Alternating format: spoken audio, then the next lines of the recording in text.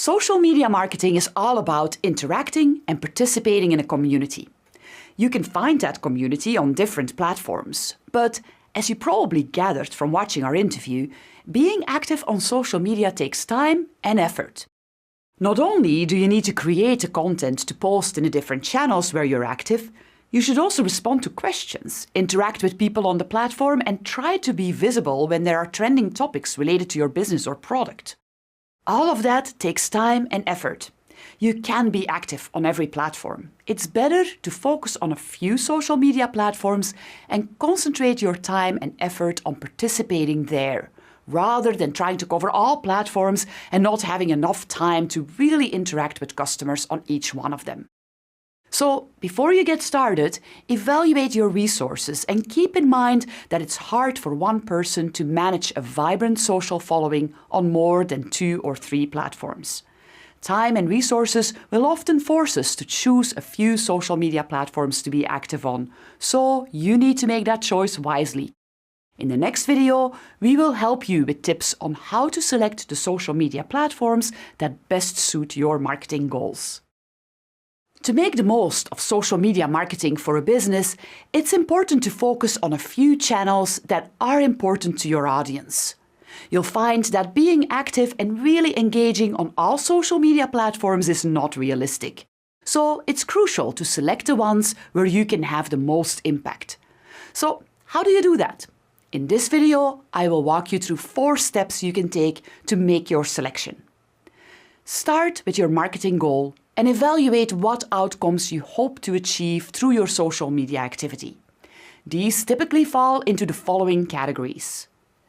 First could be brand building, generating awareness and interest for your brand. Second, generating sales or sales leads. Third, providing customer service. And finally, building community and customer loyalty. Different social media platforms focus on different things. Remember how we discussed the social media categorization from Fred Cavazza? This categorization can help guide you when you evaluate which platform may be best suited for your goal. When you're focused on brand building, publishing or sharing platforms can help.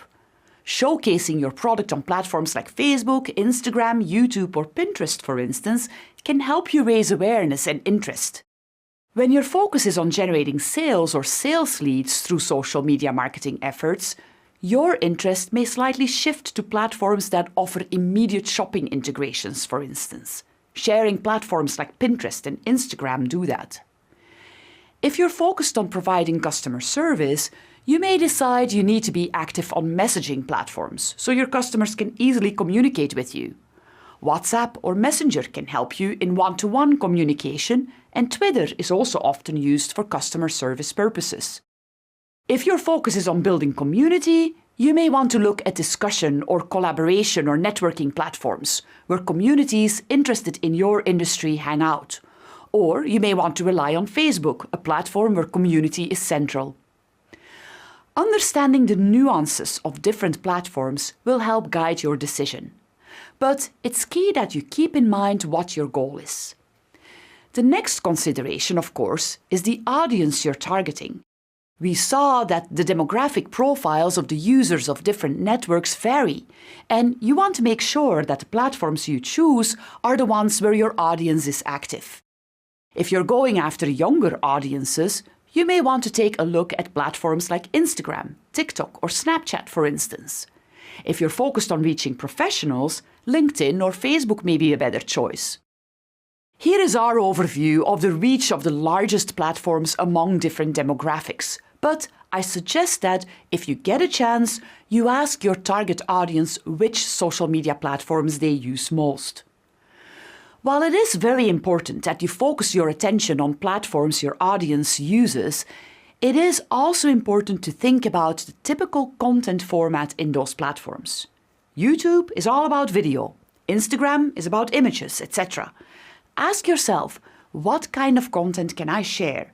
Is it easy for me to create videos, images? And what type of content will best feature my product? Say you're a fashion brand. Instagram or Pinterest may be interesting platforms for you. But if you're selling software, it may be a bit harder to imagine a Pinterest board that works well for your product. If you are a DIY brand, it may be very easy for you to create how-to videos, a type of content that performs really well on YouTube. If you sell a complex product that's rooted in research, you may opt for sharing white papers and explainer videos on LinkedIn, for instance. You get the picture. Use your understanding of the different social media channels to decide on where your content would best fit. After taking your goal, your target audience, and the content you plan to share into account, you will probably have narrowed down the set of social media platforms that could work for you. As a final step, it's worth taking a look at what your competitors are doing. Where are they interacting with customers? And what are they sharing? Check out their Facebook page, their Twitter and Instagram account, and so on. Evaluate where the conversation is happening. You probably want to be part of the conversation in those places. Let's go back to James at DCB Cleaning. James is selecting the social media platforms he'll use to talk about Snackwall. Let's see how our 4 steps could help James make his decision. Remember James's goal. He wants to see 25% of the current DCB cleaning service clients subscribe to the new Snackwall service within 6 months. To do that, he needs to create awareness. Since James's company is already active on Facebook, it seems like a natural place to start. James knows that his target audience is typically active on Facebook. They are professionals between the ages of 35 and 55. But James is interested in adding another channel. He believes there is opportunity for his team to expand their activities. James believes that Snackwall offers some interesting opportunities to create image-based content. He believes that funny office life pictures featuring the snacks could grab attention, so he's thinking about adding Instagram to the mix. He knows that Staples is quite active on Instagram and he likes their approach. He's also seen another few accounts of competitors on Instagram, so he decides to give that a shot. Why not LinkedIn, you might ask? After all, James is going after a professional audience.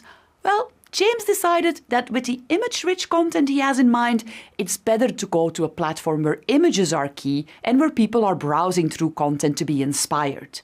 And while LinkedIn indeed focuses on professionals, James knows that the professional crowd he's after is also a user of Instagram in their personal lives. So that's what led him to focus on Instagram instead. As you can see from this example, the 4 steps we walked through can help you choose the best social media platforms for your marketing activity. In some cases, several platforms could work for you, but limited time and resources may require that you focus your energy on the platforms that you feel are the best fit for your audience and your product or brand. Once you've selected the social channels you'll be active in, there's one more thing you should think about. Who will manage them in your company or in your team, and what policies do you need to put in place to manage them well? In the next lesson, you'll learn how to put those policies in place. For businesses, social media marketing is a powerful way to grow their online presence. Consumers today expect brands to be present on their favorite social platforms. In fact, according to the 2020 Sprout Social Index, nearly 9 in 10 consumers will buy products from a brand they follow on social media. Now, more than ever, brands must engage.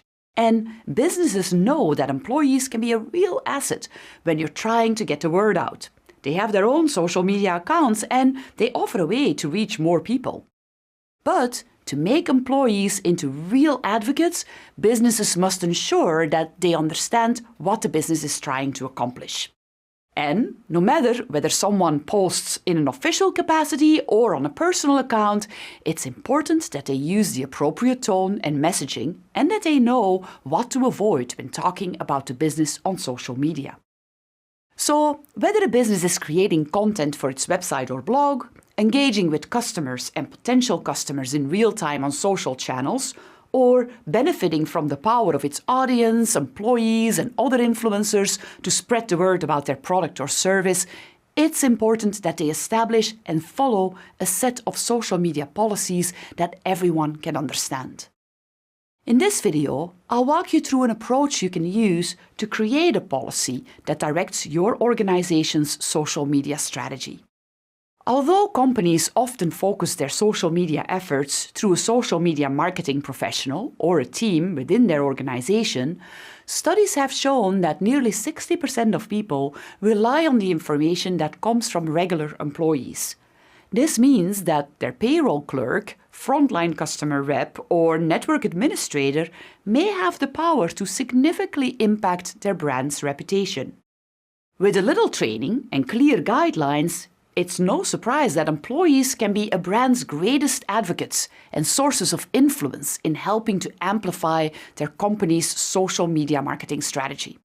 However, when the boundaries between social media interactions for business or personal become blurred, it can cause confusion and potential risk. Companies want to be sure that an employee's posts will not expose the company to legal problems or public embarrassment. Therefore, when inviting employees to participate in a company's social media efforts, it's important to first set the ground rules by establishing a social media policy and ensuring it's firmly in place. Let's take a look at the social media policy of retailer Nordstrom. They post their social media policy on their website, so anyone, even people who don't work for the company, can see it. Here it is. The policy starts by specifying that only people trained by Nordstrom can post on the official Nordstrom account. So, there's a group of people that's trained to post on Twitter, Instagram, Facebook, and so on. Those people would be social media marketers. Then, the policy gives some information on what employees cannot post. Employees often have sensitive information that the company does not want to make public. So, it's a good idea to specify clearly what people shouldn't talk about. Next are some lines about respecting customer privacy and avoiding disparaging comments about co-workers and vendors. Then, Nordstrom makes it clear that employees can be held legally responsible for what they post, so they should make sure to stay within the company guidelines. One of the guidelines is a guideline for endorsers, which states that employees have to disclose that they are affiliated with Nordstrom, and they have to make it clear that their views are their own. Next are specifications around conflict of interest. For instance, employees cannot use their social media profiles to promote a competitor. Posting contests on social media is popular, but Nordstrom does tell its employees here that they need to get approval before running a contest or a promotion. Finally, Nordstrom recognizes that any activity on behalf of the company should be valued, and they state that they will pay their employees to talk on their behalf in social media, at least if approved. A social media policy is meant to achieve three core things. First, it must empower employees. A social media policy should encourage employees to get involved in sharing important company messaging with their personal and professional online networks, and give them the confidence to do so appropriately. In our Nordstrom example, employees are given clear guidelines, and Nordstrom encourages participation by reinforcing that employees will be compensated for their work. Next, it must protect the brand. It helps protect the company's online reputation. A social media policy for a company sets the guidelines, rules, and responsibilities of employees when they post and comment on social media networks, whether it's on their personal profiles or on company-owned accounts. It tells employees what tone and voice you want them to use when interacting with customers, which helps protect the brand's image. In our example, Nordstrom referred to company guidelines that can help employees to represent the company in a way that doesn't harm the brand. And finally, it must guard against legal risks to the organization. Businesses deal with legal restrictions and different policies they need to adhere to. Privacy, financial regulations, data security, and so on. Providing guidelines for what employees can and can't say reduces the risk for them and for the organization. Nordstrom's policy gives clear legal guidelines, and with this information, employees can feel more confident that their participation falls within the guidelines and does not put them at risk. Now that we understand the reasons for having a social media policy, let's look at the steps you can take to create such a policy. While different companies include different things in their policy, these are the steps I suggest you follow. First, list the official social media accounts for the company and ask employees to follow them. For example, a company may have a LinkedIn, Facebook and Instagram account, and another may have Twitter, YouTube and Instagram. Having a list and a short description of how they are being used can make it easier for employees to find them and use them appropriately. And by following the accounts, employees will get a good sense of how you like to talk about the business on social platforms. Next, help employees understand who is responsible for what and specify which responsibilities individual employees have. Here are the steps you can take. Specify who's responsible for posting on company accounts. If you have a social media team, provide their contact info. Communicate that employees can talk about the company in their personal accounts, but that they should do so in a responsible manner that's consistent with the brand's image. Tell employees they should disclose who they are and where they work when posting about the company. As a third step, clearly specify what people can talk about. Tell employees what's considered confidential information. You should provide clear examples of what can be shared. For instance, you can tell employees that news about product launches or official press releases can be shared. For important announcements, consider creating sample posts that employees can post on different social media platforms. Make it clear to employees what can never be shared, like internal communications, financial or other proprietary information. Some industries, like pharmaceuticals for instance, have strict regulations when it comes to disclosing information or promoting products. If that's the case for your organization, you should tell employees how this affects how they communicate on social media. Fourth, focus on how you want employees to talk on behalf of the company. Some people refer to this as the tone of voice that's used on social media platforms. Common guidelines include: be honest and polite, make sure to cite your sources, don't post negative comments about people or competitors, and remind employees that what they post on social media is permanent. Even if they delete a comment later on, someone may already have taken a screenshot, so it's a good idea to give some thought to what you post. Here is an example from Intel's social media policy, where they refer to what they want employees to keep in mind when participating in social media. Don't slam the competition or Intel. Play nice. Anything you publish must be true and not misleading, and all claims must be substantiated and approved. Finally, recognize that mistakes happen and provide a plan for dealing with conflict, negative interactions, or a real crisis. It's a good idea to provide clear direction on who to alert and what process to follow for reporting negative interactions. The company should also designate people or departments who are responsible for helping to manage the situation. Include contact information and encourage employees to immediately share any issues they see. It's important that the company tries to discourage people from reacting to negative messages.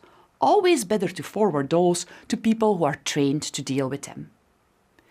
Following these steps will help educate and enable employees who would like to participate and talk on the company's behalf in social media. And it will help to protect the company. For many companies, their blog is a vital part of their social media strategy. Blogging allows a company to educate, entertain, and engage with their audiences. It can be a place for them to more fully tell their story, and with some guidance, it can be a way for employees to lend their voices. In many ways, blogs act as a bridge between a company's website and their social media accounts, housing content that companies can share in posts, which in turn drives traffic back to its website. By the end of this video, you'll know the difference between a blog and a website, blog best practices, and how to set up blog guidelines to help employees share perspectives, organizational and industry news, and invite commentary. Blogs are a type of website, and although they can sometimes stand alone, they are most often a part of a company's traditional website. But there are some differences in the nature of the content you'll find on a website versus a blog. A website's content is static. It changes infrequently. The writing on websites is typically more formal or professional, and the content tends to not be interactive. For example, you cannot comment on everything you read on a website. And websites often let you transact, or in other words, you can buy products and services on some websites. Blogs, on the other hand, are more dynamic. New content is added all the time. And content on blogs is organized in reverse chronicle order, so the most recent posts or articles appear first. The content is typically also a bit more informal, and it's meant to engage, and readers are encouraged to comment or share the content. Blogs themselves are not focused on selling products, or at least the actual transaction typically does not happen on a company's blog. The bottom line is that a company's website and blog go hand in hand. Websites tend to focus on commercial functions. They are used to generate leads, sell products, or present information about a product or service to consumers. Blogs are inherently social. They encourage conversation and interaction. With these social sharing benefits, a blog can help a company to expand its audience and start a dialogue. Here's an example of a company blog from Teleflora. Teleflora is an online flower business. They use their blog for anything from tips on how to arrange and keep flowers to how to unwind at home to gift ideas for Father's Day. The blog content is meant to engage readers, and they can comment and share. As you can see, you cannot buy flowers from the blog page. That's what the website is for. One of the big advantages of having a blog is that you can add content to it without the need to know how to code. Tools like WordPress or Medium, for instance, are easy to use, and they let you write and publish your personal or business blog posts in minutes. Now let's talk about the benefits of blogging for a business. First, blogging can be a way to make your brand's personality shine and make authentic connections with your audience. Companies who use their blog to lift the curtain on the people and stories behind their products are able to connect at a deeper level with their audience. Customers want to know and love the brands they do business with, and blogging is an excellent way to let them get a glimpse behind the scenes. This helps them get a clear sense of your corporate standards, business identity, and the vision of the company. Second, blogs can help nurture relationships with new and existing customers. Blogging not only provides the opportunity to attract new customers who may look to a company's blog to learn more about a product they're interested in, it may also re-engage existing customers who already know and love the brand and value the content they find there. In addition, the ability to read comments from blog visitors and respond is a great way to build trust and learn about your customers. Third, blogs let you expand your content's reach. One of blogging's most noteworthy benefits is the opportunity it creates for others to share links to your blog posts on numerous social media platforms. When others share your content on social media platforms such as Facebook, LinkedIn, Instagram, and Twitter, it can amplify your message and send visitors your way. So, not only does a blog serve to provide original and engaging content for all of your social platforms, but it also helps drive traffic back to your website and could lead to exponential business growth. A fourth benefit of blogs is that they help with search engine optimization. Search engines like Google rank content for quality, length, relevance, and recency. Blogging is an efficient way for a business to give these search engines what they want. When a business creates quality, keyword-rich blog posts frequently, it gives search engines fresh content to add to its database, and that will help boost the company in search results pages. Businesses who are skilled at inserting keywords that matter to them into their posts are likely to rank higher and improve their chances that their posts will show up in relevant search results. A final benefit of blogs is that they help build credibility. Businesses can use their blog as a platform for sharing their expertise and establishing themselves as thought leaders in their industry. This not only builds trust with customers and potential customers, it can lead to important networking opportunities and improved search engine optimization, as other blogs and websites share your posts and link to your content. Done consistently, Posting valuable content helps elevate a company as a trusted resource within their industry, leading to more visitors, more potential customers, and more sales. Of course, to reap the benefits of having a blog, it's important that the blog is well managed. So, what does that mean? There are 4 key elements you need to have an effective blog. First and foremost, you need quality content. Keep in mind that blogs should engage and establish expertise, but not self-promote. Like other forms of social media, blogging is all about connecting with people and communicating your story. It's not a medium for one-way communication. Blogs can help you improve the search rankings for your product, but in order to achieve that, it's important to use keywords that matter to you throughout your blog posts. As with all content, if you want to engage readers, you need to make sure the content is tailored to them. Write about things that you know matter to your target audience. From entertainment to discounts, inspiration and education, if you post content that matters to your audience, chances are much higher they'll comment and share. In other words, they'll engage. And finally, pay close attention to readers' comments and questions. Monitor the conversation and be sure to react or respond. Let's go back once more to Kala and Ivy. Remember that Imra is interested in launching a website so she can start selling flowers online. We saw how it is Imra's goal to get 10,000 website visits during the month of May. Imra realizes that in order to achieve that, she'll need to generate some awareness for her website. She plans to post on social media, but she also realizes that it could be cool if she could link in some of her social media posts to some longer articles with information that's helpful to her target audience. So she decides to add a blog to her website. Imra thinks this will be a great way to convey some of the fun and friendly atmosphere she's been able to create in her local store. She plans to write about her love of flowers, explain some of the techniques she uses to make bouquets, and she also wants to educate her audience a bit on how to care for fresh flowers. Something she usually does in the store, but she wants to make sure people online can benefit from her advice too. She also wants to provide some behind-the-scenes content, and she wants to invite some of her employees to write their stories too. She's even thinking about having her main flower supplier, a local flower farm, to do a guest post. I think these all seem like great ideas, and they align well with our 4 best practices for blogging. First, Imra will need to make sure her content is of high quality, but the topics she's thinking about are spot on. They're helpful and fun, but not overly promotional. As Imra writes these posts, it's a good idea for her to include keywords that matter to her. Those keywords could be features that are unique or typical for her products. For instance, she could try to include the keywords bouquet binding, flower bouquets, cut flowers, etc. Those could be the types of keywords that she would like to be associated with, so that when people type them in the search engine, her content comes up as a result.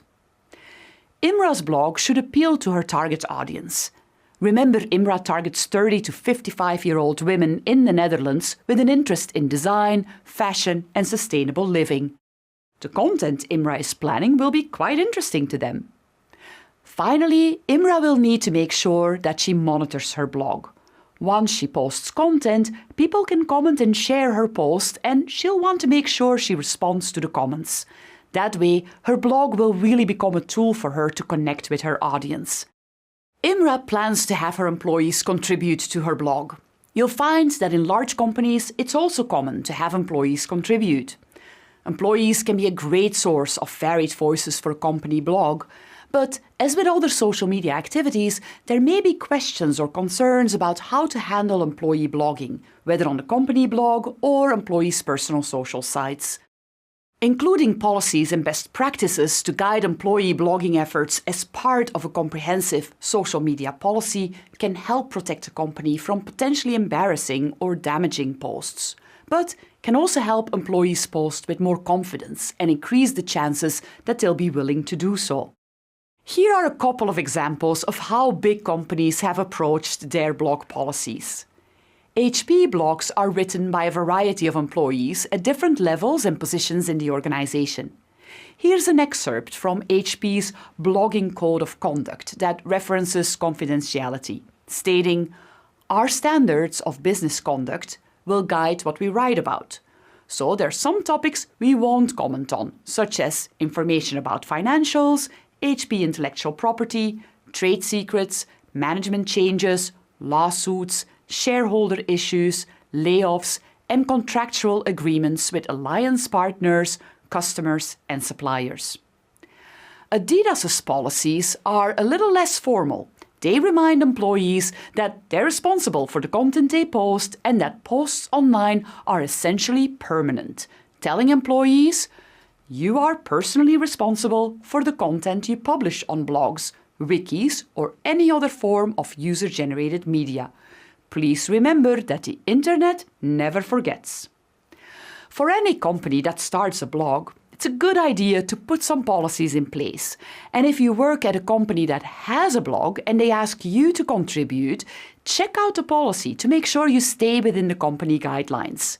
We'll refer to blogs again when we talk about managing and planning your social media content in our next course. But for now, it's good to remember that blogs are different from websites. They offer a great opportunity to engage and interact with your audience, build authentic connections, and they can also help you increase your search rankings.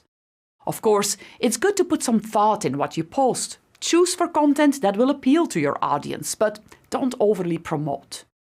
And make sure to monitor your blog so you can respond in time to comments from readers. Blogging can be really rewarding and fun, so you may want to give it a try.